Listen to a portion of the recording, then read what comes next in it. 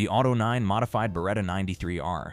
The Auto 9 stands as the ultimate symbol of justice in Old Detroit, a modified Beretta 93R that became RoboCop's signature weapon throughout the original trilogy. This Italian machine pistol underwent extensive Hollywood transformation to become the cybernetic cop's primary sidearm, defining an entire generation's vision of futuristic law enforcement. When RoboCop draws his Auto 9 from that iconic thigh holster in the 1987 original, you're witnessing cinema history in action. The Drug Lab shootout showcases this weapon's devastating 3-round burst capability, with Murphy methodically eliminating Clarence Bodicker's crew one calculated trigger pull at a time. The Beretta 93R base model fires 9x19mm parabellum rounds between 350 and 360 meters per second, but the film version got the Hollywood treatment with an extended compensator that stretched the barrel to 156 millimeters. That modification wasn't just for show either, giving the prop that distinctive profile burned into every sci-fi fan's memory. Original auction pieces from the 1987 production have sold for between $2,000 and $3,000, with a stunt prop hitting the auction block in 2021. The rate of fire hits at 1,100 rounds per minute in burst mode, though Murphy's calculated shooting style rarely requires that kind of sustained fire. You know what most people don't realize? The Auto 9 was never supposed to be a Beretta at all. The production team originally planned to use a Desert Eagle, but when Peter Weller suited up in that RoboCop armor, the Desert Eagle's bulk made it impossible to holster properly. The Italian word raffica means burst, which explains that R designation in the model name, and this weapon was originally designed in the 1970s for Italian Special Forces operations. Modern replicas run anywhere from $50 for a basic 3D print to $600 for a functional airsoft version, while Hollywood Collectibles offers a life-size Polystone piece at $339.90. Before Alex Murphy became RoboCop, he carried the department-issued Sig Sauer P228, a Swiss-German masterpiece that defined police sidearms in the late 80s. This double-action semi-automatic represented the cutting edge of law enforcement technology when the film premiered in 1987. Murphy's famous gun-twirling scene before the fateful confrontation with Bodicker's gang showcases the P228's balanced 34-ounce frame. That 4.4-inch barrel delivers 9x119mm rounds at 350 to 380 meters per second, giving officers reliable stopping power at the standard 50-meter engagement range. Ann Lewis proves the weapon's worth during the steel mill shootout, laying down covering fire while Murphy faces off against ED-209. The SWAT team's coordinated P228 volleys in the parking garage demonstrate why departments trusted this platform for high-stakes operations. Film-used P228 props from the RoboCop production typically fetch between $500 and $1,000 or higher at auction, though specific pieces from this movie rarely surface. RoboCop marked one of the P228's first major Hollywood appearances, predating its adoption by Navy SEALs as the Mk-25 variant. The standard magazine holds 15 rounds of full metal jacket or jacketed hollow point ammunition, giving officers flexibility for different tactical situations. Today's airsoft replicas run between $100 and $200, making them accessible for cosplayers and collectors. The Desert Eagle Mark I. Clarence Bodicker's suppressed Desert Eagle became the criminal counterpoint to RoboCop's Auto 9, a gas-operated hand cannon that screamed excessive force. Designed by American Magnum Research and manufactured in Israel by IMI, the pistol brought unprecedented power to street-level confrontations throughout the trilogy. The drug factory scene in the original film shows Bodicker wielding his customized Desert Eagle with casual menace, the suppressor adding an almost surgical precision to his brutality. Weighing in at 4 pounds with a 6-inch barrel, this .357 Magnum beast operates on the same gas system as an AK-47, unusual for a handgun but necessary to handle the massive recoil. In RoboCop 2, young Hobb manages to crack Murphy's visor with a well-placed Desert Eagle shot, proving that even street kids in Old Detroit pack serious heat. McDaggett's showdown at OCP headquarters in RoboCop 3 brings the Desert Eagle full circle, representing corporate corruption armed with military-grade firepower. The Mark I's distinctive teardrop-shaped safety lever disappeared when production shifted to the Mark VII and later variants. Screen-used Desert Eagles from the RoboCop films command over $5,000 at auction. Effective range stretches to 50 meters with proper ammunition, typically 240 to 350 grain bullets depending on whether you're running .357 or .44 Magnum loads.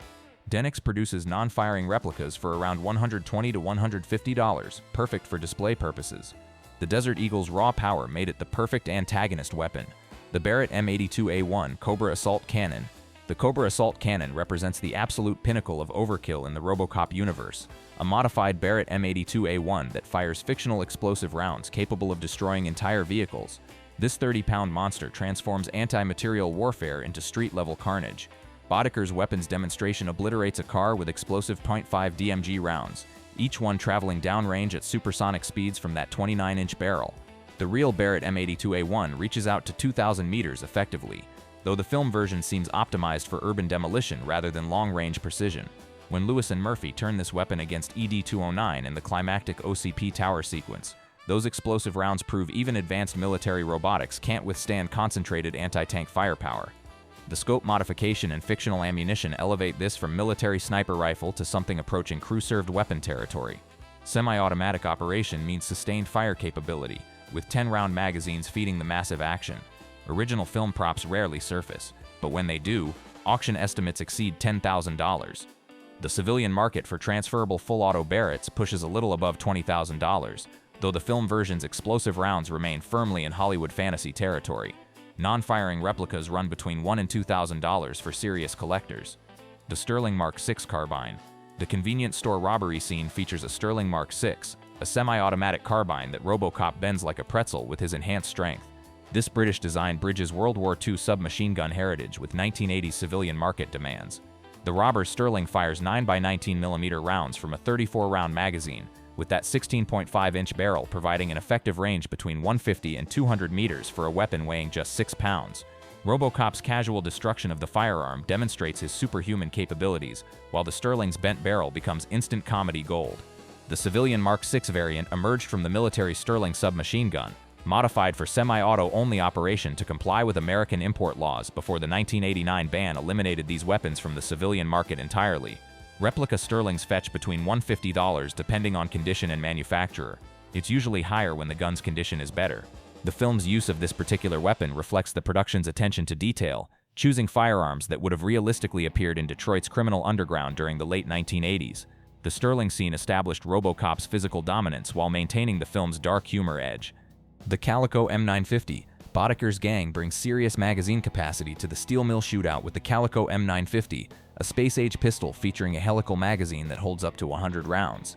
This American innovation pushed ammunition capacity beyond conventional limits.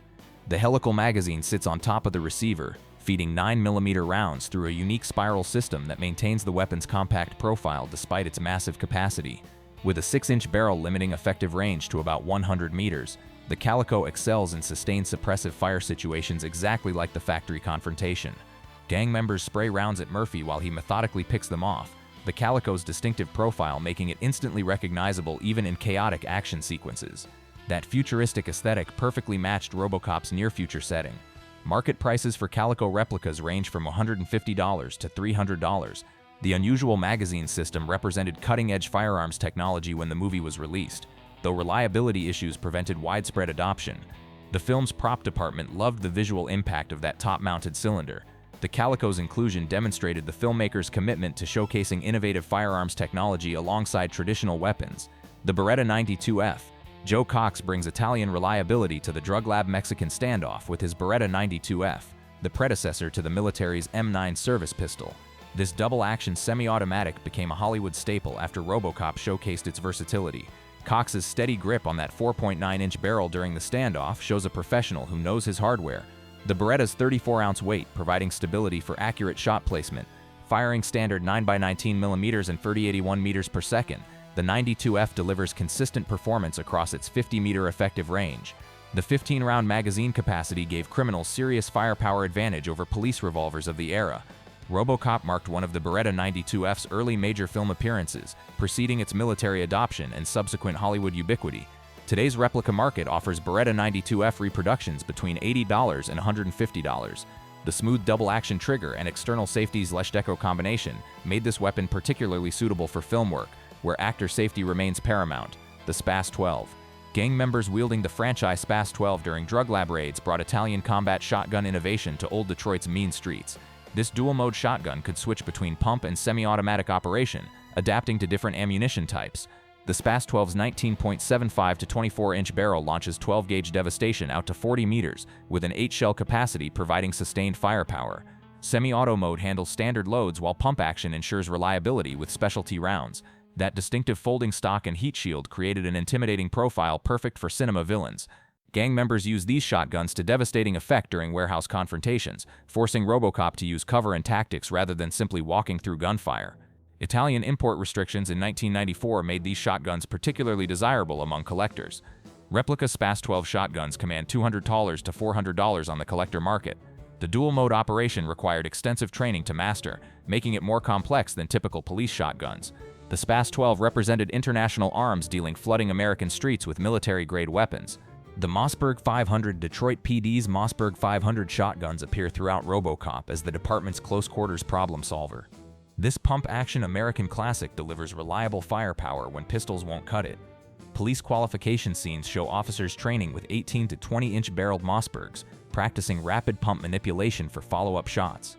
The 5 to 8 shell capacity varies by magazine tube length, with 12-gauge buckshot providing devastating stopping power inside 40 meters. Criminal elements also favor sawed-off variants for concealment, trading range for intimidation factor. That distinctive pump-action sound alone often ends confrontations before shots get fired. The Mossberg's simple, robust design ensures function even in old Detroit's harsh environment. Basic Mossberg replicas run $80 to $150. The film's prop department modified several Mossbergs with custom furniture and shortened barrels for different scenes.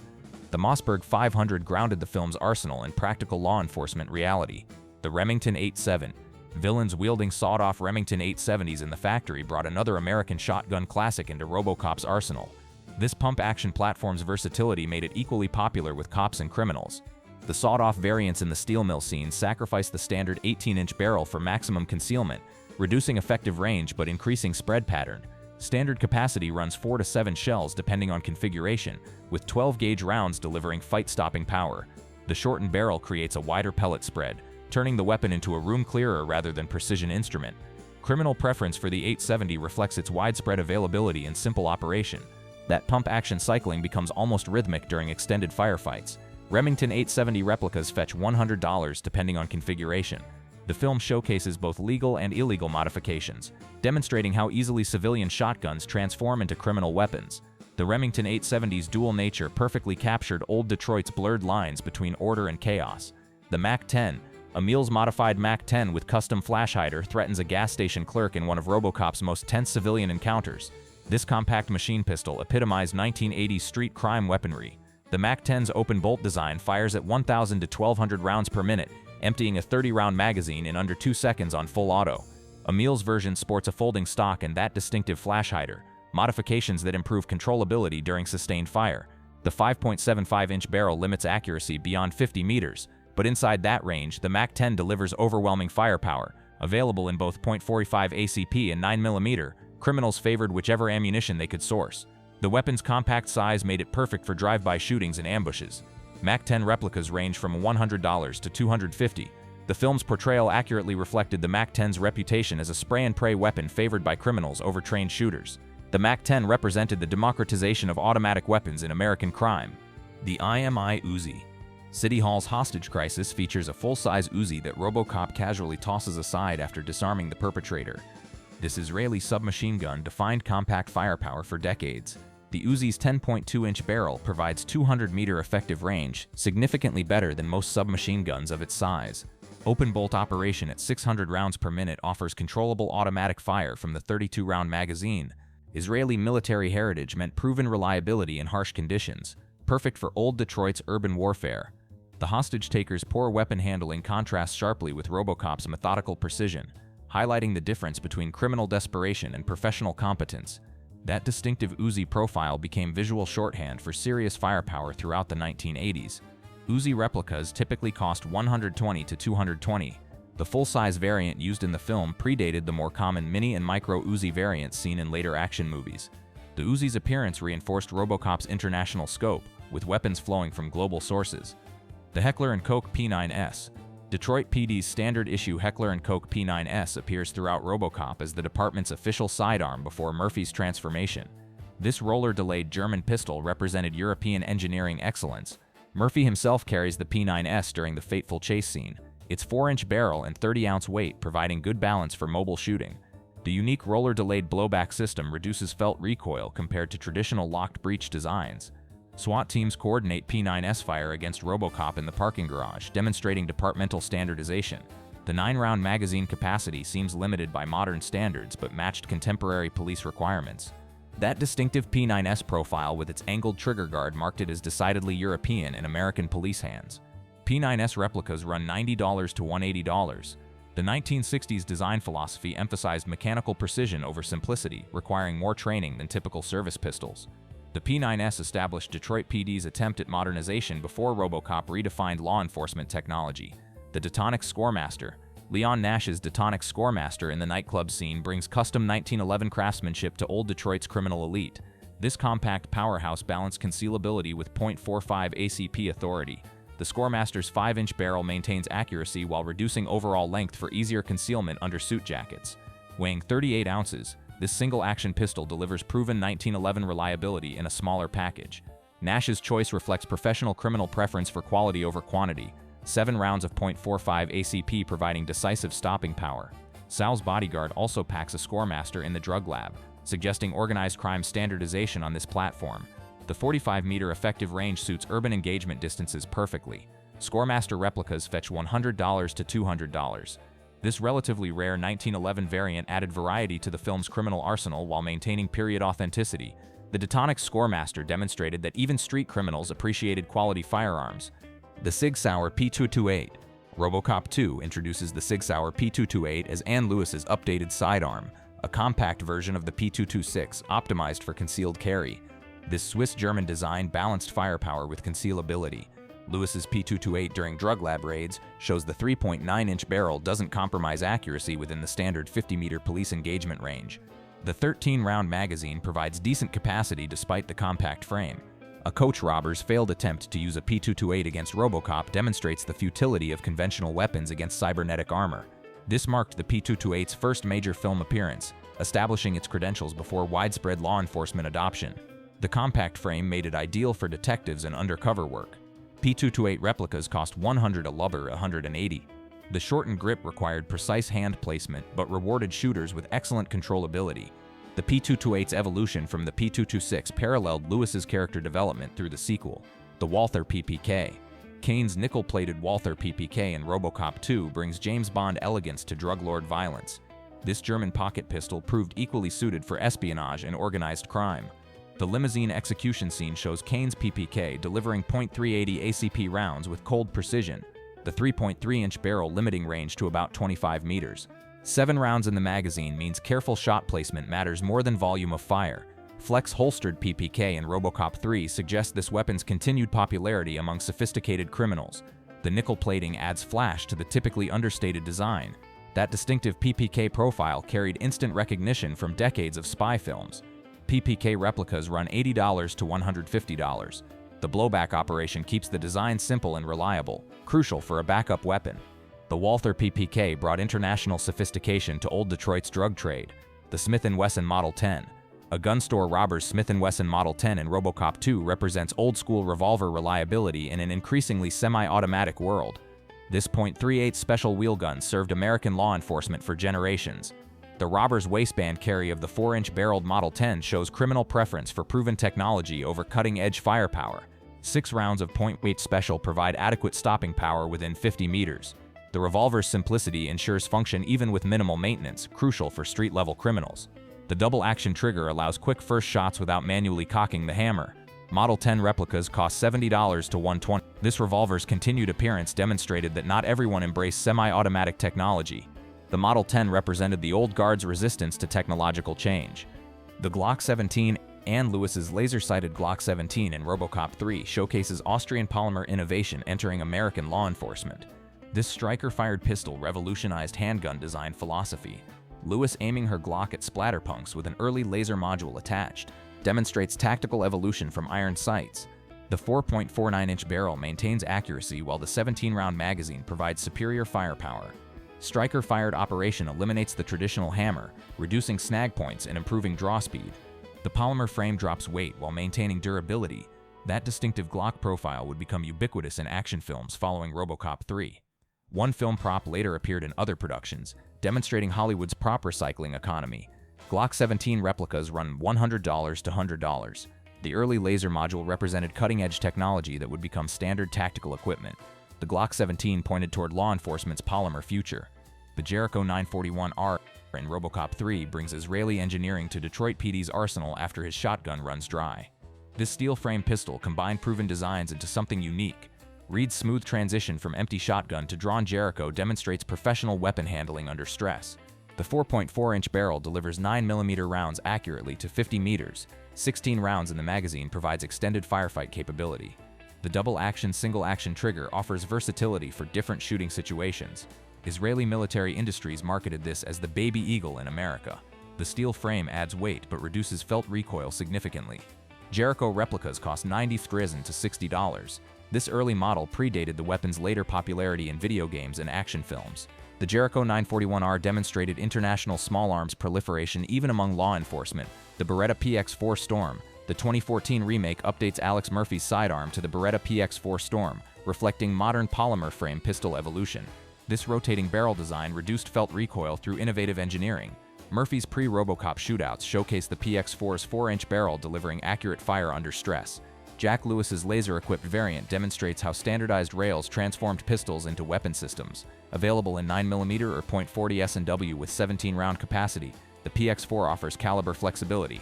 The rotating barrel system disperses recoil energy more effectively than traditional tilt barrel designs.